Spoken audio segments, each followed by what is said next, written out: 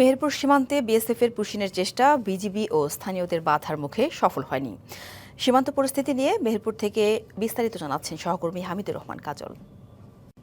আজ ভোরবেলায় মেহেরপুর গাংনী উপজেলার তেঁতুলবাড়িয়া সীমান্তে যে পুশিনের চেষ্টা করা হয়েছে বিএসএফের পক্ষ থেকে, সেই ঘটনা শুরু হওয়া কিন্তু এখন পর্যন্ত হয়নি। প্রায় 14 ঘন্টা পেরিয়ে গেলেও এখন পর্যন্ত কোনো আনুষ্ঠানিকভাবে কোনো পক্ষই কোনো সিদ্ধান্ত গ্রহণ করতে পারেনি।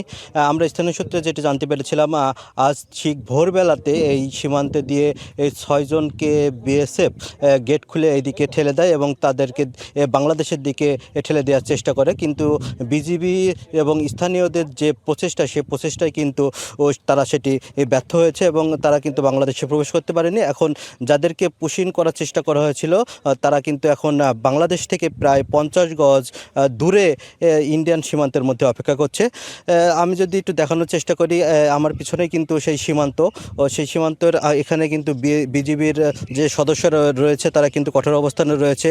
তাদের পাশাপাশি কিন্তু স্থানীয় লোকজন এখানে রয়েছে, তাদের সেই বিজেপিকে সহযোগিতা করছে।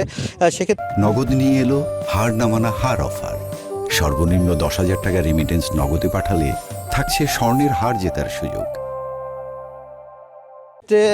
যে যাদেরকে পুশিন করা হয়েছে তাদের মধ্যে ছিল হচ্ছে 6 জনের মধ্যে 3 জন পুরুষ, 2 জন মহিলা এবং একজন রয়েছে হচ্ছে শিশু।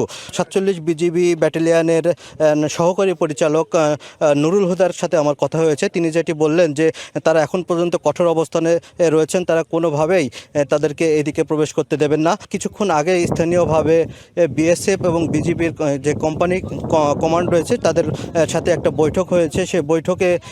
সেই বৈঠকে কিন্তু এখন পর্যন্ত কোনো সুরাহা হয়নি। বৈঠক শেষ হয়েছে কিন্তু তারা কোনো রকম কোনো সিদ্ধান্ত নিতে পারেনি। সেক্ষেত্রে আমি যদি বলতে চাই যে এই যে সীমান্তের যে মানে নোম্যান্স ল্যান্ড, সেখানে কিন্তু তারা বসে আছে সেই 6 জন, তাদের মধ্যে শিশু। এবং কিছুক্ষণ আগে কিন্তু এখানে বৃষ্টি হয়ে গেল, সেই বৃষ্টির মধ্যে তারা কিন্তু এক ধরনের মানবিকতার মধ্যে পড়ে আছে। এখন তাদের ভাগ্যে কী ঘটবে সেই বিষয়ে এখন পর্যন্ত কোনো সিদ্ধান্ত হয়নি। তো এই ছিল মেহেরপুর থেকে সীমান্তের সর্বশেষ পরিস্থিতি।